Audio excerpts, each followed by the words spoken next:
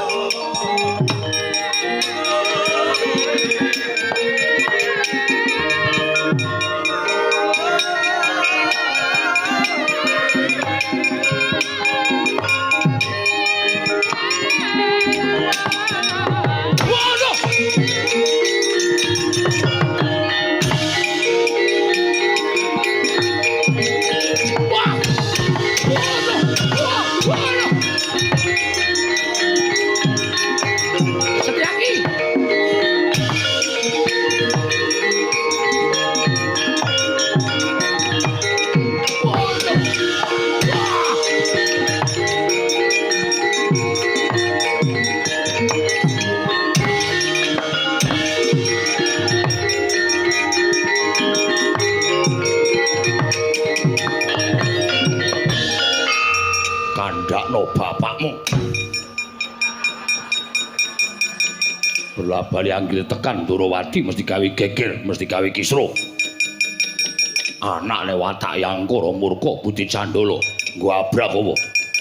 Ayo pancen tak akoni aku ngewangi Anggir Antarja. Ayo tak yo. Ratu Trajutisna musuh Sencaki kene ora nggo terus pira tutuk gelmekar ora eling. Sambalo. Semangkean padake.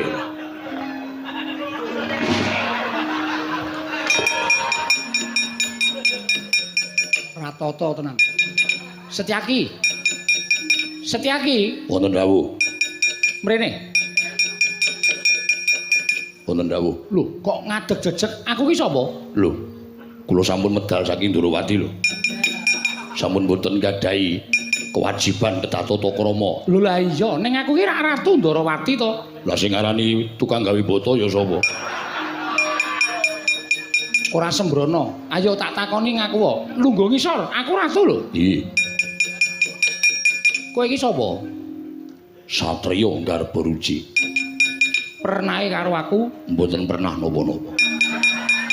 Kowe iki adikku. Rumiyin wingi tasih ingkang rayi ning wiwit kala wau tabuh sedasa kula sampun medal dados Nayaka Ndrawati. Lho nuwun pamunten. Setija kuwi sapa? Putra panjenengan kok tok